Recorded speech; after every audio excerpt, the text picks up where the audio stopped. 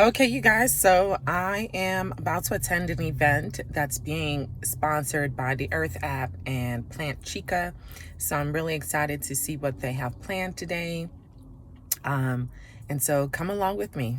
Let's enjoy the day together. Do you know that still to this day I encountered people who don't know what a doula is? And even those who have some familiarity, there are still gaps of knowledge about doula care. As we recap an event sponsored by the Irth App, you will encounter some amazing doulas. Now, this group of doulas are women, but men can be doulas too. And while most people think of childbirth when it comes to doula services, today you will learn about other types of services they provide, including grief work. Yes, grief work. We thank you guys for watching, and don't forget to do what? Click subscribe.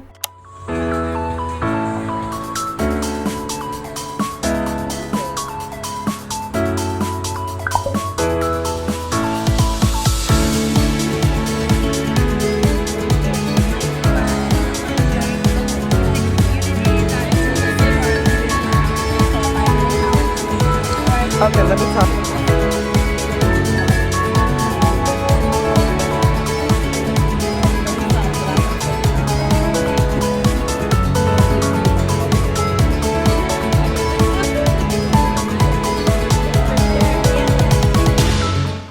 It was great to see some of our favorite nonprofits like Win LA, which provides free in-home mental health therapy and in-home comprehensive support to vulnerable families with young children.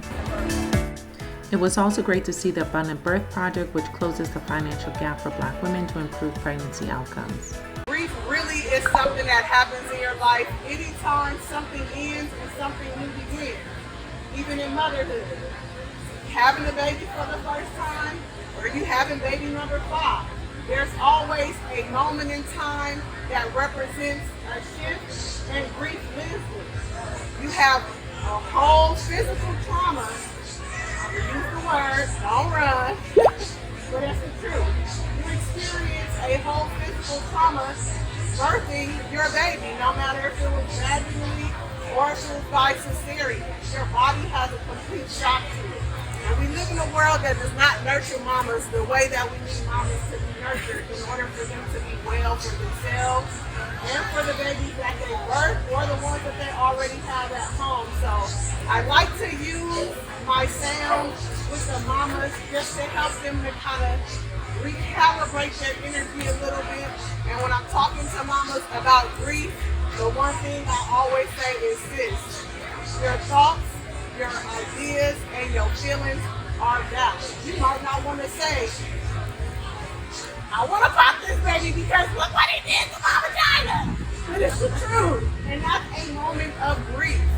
Grief doesn't have to mean that it's something bad. It's just something that changed in your life. And that energy gets stuck.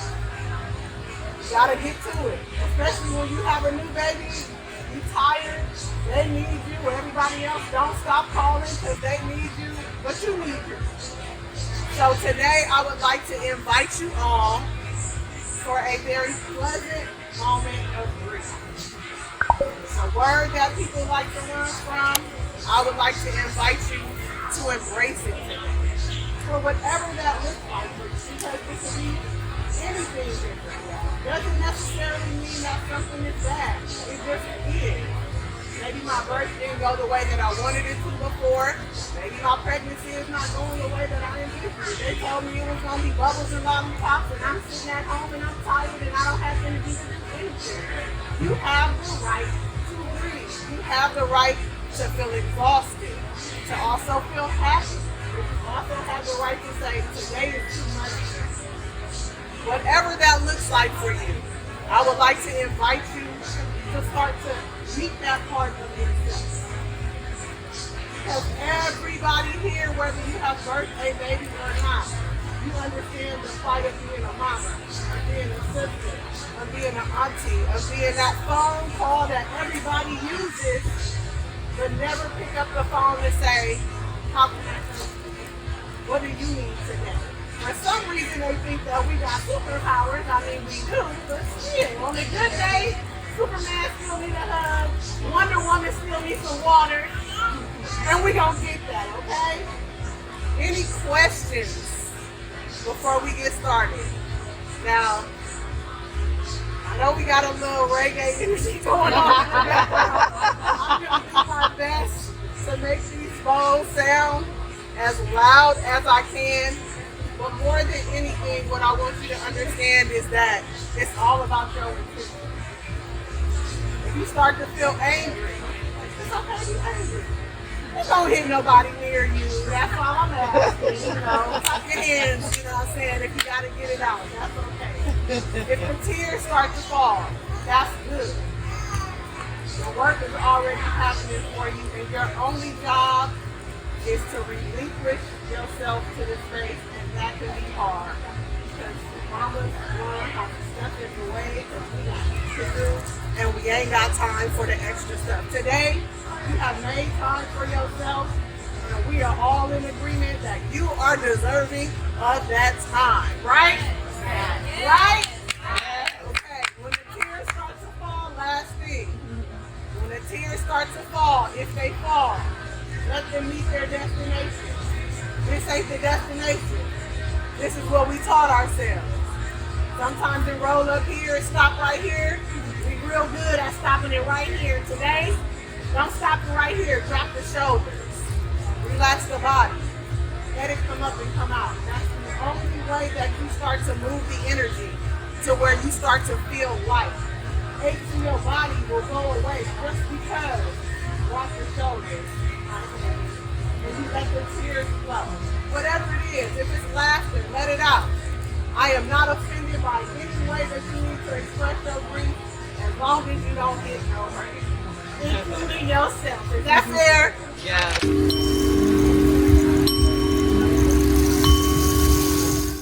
What a great introduction to grief. The truth is, many people fear the feeling of grief, but the fact of the matter is, grief happens all the time, and grief is oftentimes only associated in some people's minds with the loss of someone. But the truth of the matter is that grief can happen in so many instances.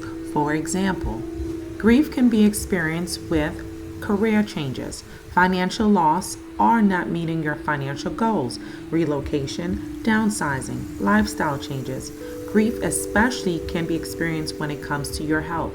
For example, going into a new phase of womanhood, like menopause, or the loss of one's fertility, or simply the loss of what you dreamt your family would look like. Hair loss, weight changes, dietary restrictions, the need to take medication on a daily basis. As you see, grief is not just about bereavement. It's simply the feeling of loss of the old or the former as you transition to a different experience. And that experience can be perceived as being better or worse. The fact of the matter is, people experience grief all the time. You are not alone. So at any given time when you feel like you do not have the answer for the grief that you are experiencing, remember, keep moving, keep breathing, keep walking, keep shrugging your shoulders and dropping them down. Keep allowing the energy to move inside of you. To close out this session, all I need you to do is take all the hands that are available. You don't have to do it if you're not in this space. Wherever you need to be, that is okay. For those of us that can and will, I need you to take your hands, bring them all the way up, reach them all the way over your head, and shake it out. Shake it out. Don't worry about the movement, shake it out. Okay? Bring them down towards your heart space. Tap, tap, tap, tap, tap, tap, tap, tap, tap. Take those fingertips, tap, tap. You have nothing else in the day. You're getting crazy.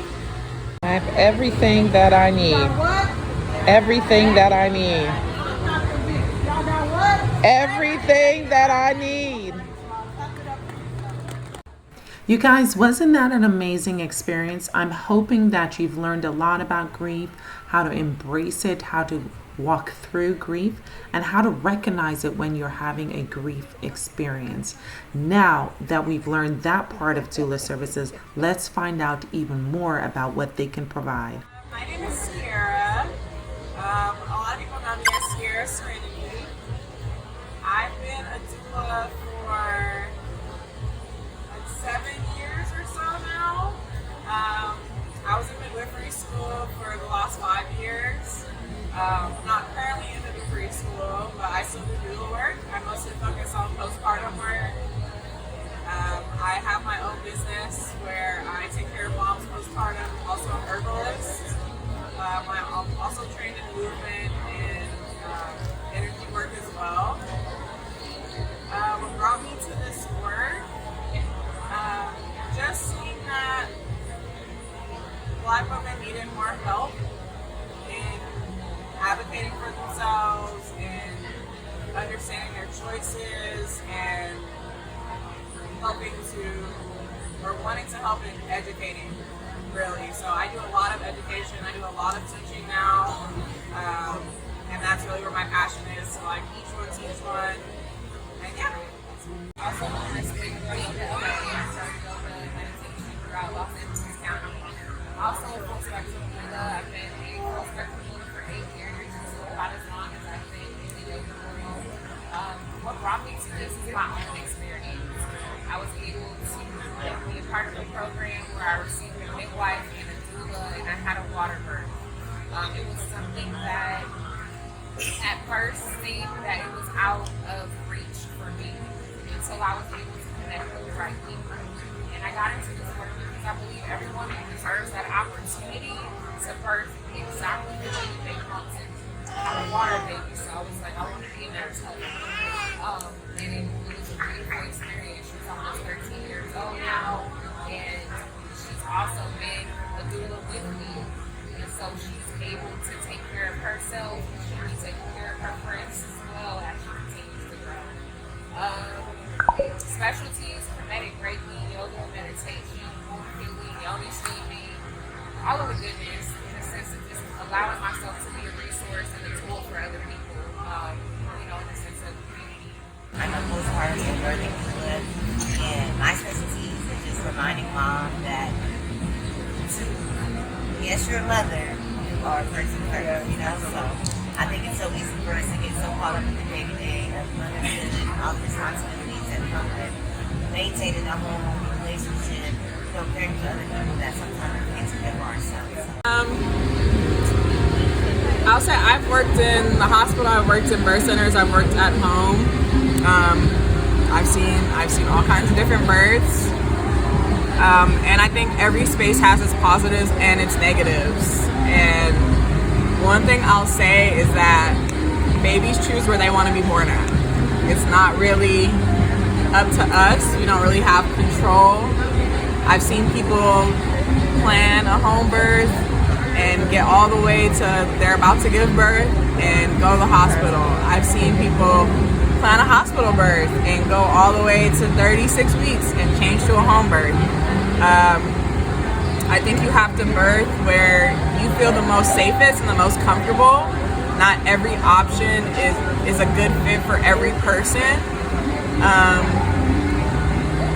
I'll say that no matter where you birth, your experience can be what you want it to be if you choose to step into your role as being the person in control.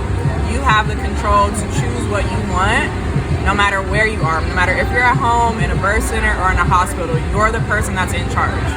I think that's the thing that people tend to forget, and especially in home birth, which is surprising to a lot of people, because just because you have a midwife doesn't mean your midwife should just make every choice for you. You should still be choosing what you want your birth to look like, no matter what the setting is, and just make the space your own, no matter where you are. Even if you're at the hospital, you can still make the hospital room your own and give rules and regulations to the people coming in to provide care for you, even though it's the hospital. No one has authority over you, and just know your rights in whatever space that you're in. Birth center birth, they all have policy and procedure, right? But you guys are human. You guys have human rights. So when you go in to hospital birth, home birth, wherever you have your baby, you are still a human. You still have control. And it's super important to know that. You make all of the decisions in a calm manner. You know what I'm saying? Don't be pushed into anything. It's that simple. Like I said, they all have policies and procedures, but what works for you? Advocacy, right? So advocacy, speaking up for yourself is where that's going to have to take place no matter where you are. If you're at a birth center, a hospital, or at home. But also having an idea of what it is that you want it to look like, what you want it to smell like, who you want to be around you. And those things, I think, of course, they allow your outcome to be what it is as well. I love that you say the baby chooses where it wants to be born. So again, that comes with surrender, like surrendering to what is happening, the flow of things that are happening as well. But I feel like both of y'all covered it in a sense of not giving your power away. I think that we've been taught to give our power away to people who have maybe the education, people who have certifications, and you have to really back in because you know your body. I teach that in yoga. Like, you know your body better than me because you've been in that body for your your journey. So having someone else come in and tell you, no, we're going to do something a different way is like standing your power and connect with yourself, your higher spirit, whoever it is that you connect with, so that you can birth the way it is that you are in alignment to birth. It may not be your birth plan, it may not indicate what you want to be, but you want to achieve.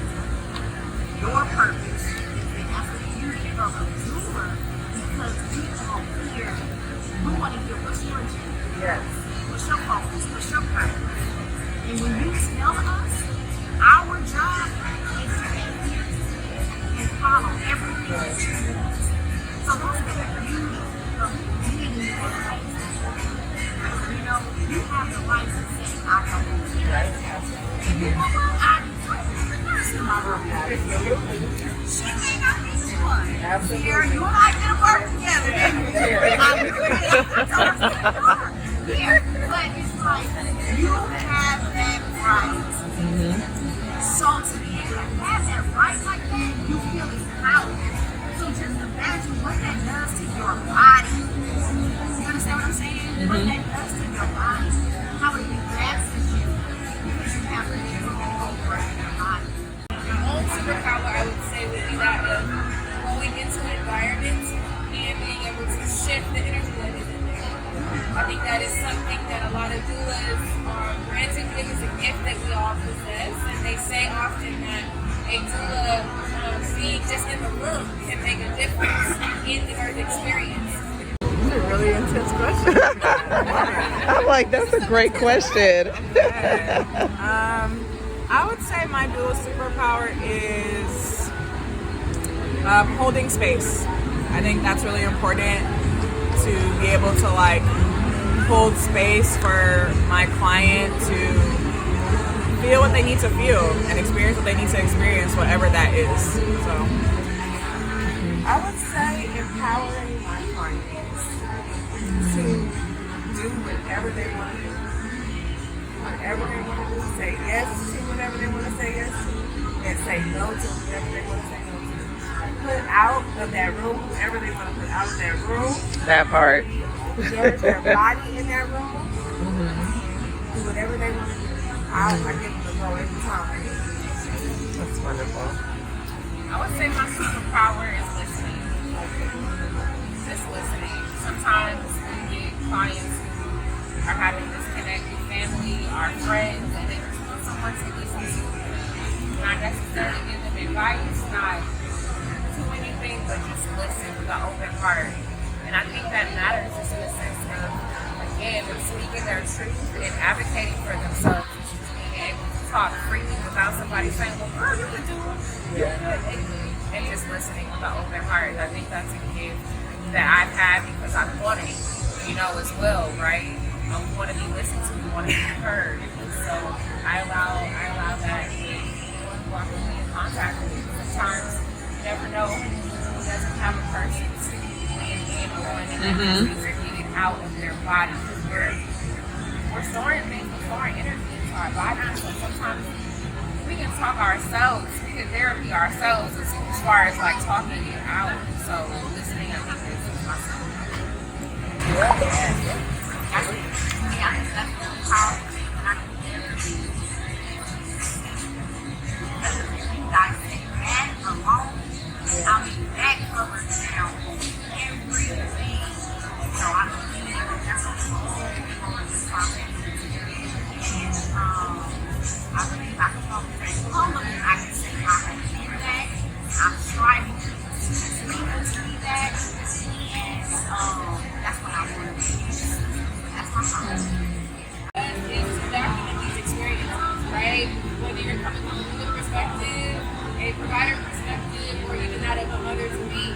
So if you're having prenatal visits with your care providers, with your midwives, please download the app. We are trying to make sure that Black women are heard, that Black women's experiences are documented, so that you can go on these apps and get information on what your experience is going to be, right? We're not heard often. I recently watched an Instagram video of an actress who spoke on her experience now that a woman has a little bit more money and she has resources available to her, and she was told by her doctor that symptoms are a cry out of your body. So if you are feeling as a Black woman, which you often are, that you're not being heard, dive deeper into that. And resources like the Irth App will give you the ability to feel heard. Whether it is you expressing yourself or you being able to receive experiences from other people. So feel free to go to our table and go ahead and download the app, give your experiences, or inquire on experiences of others. So you guys, this beautiful space belongs to Plant Chica, and she has been so incredibly supportive of our community. And of course I had to go and check out to see what she had in store. Look at these gorgeous plants. But while I'm taking a look, just a friendly reminder that doula services have been shown to decrease complication rates, improve birth outcome, improve patient satisfaction, decrease intervention rates. So it's a win-win. All right, you guys, so another great day. Thank you, Plant Chica, for my new baby. So excited. This is Dr. T, the hand behind the handle of Healthy Bump Club, right here on YouTube, and Healthy Bump Club on Instagram. Thank you guys for joining, and we'll see you guys on the next episode.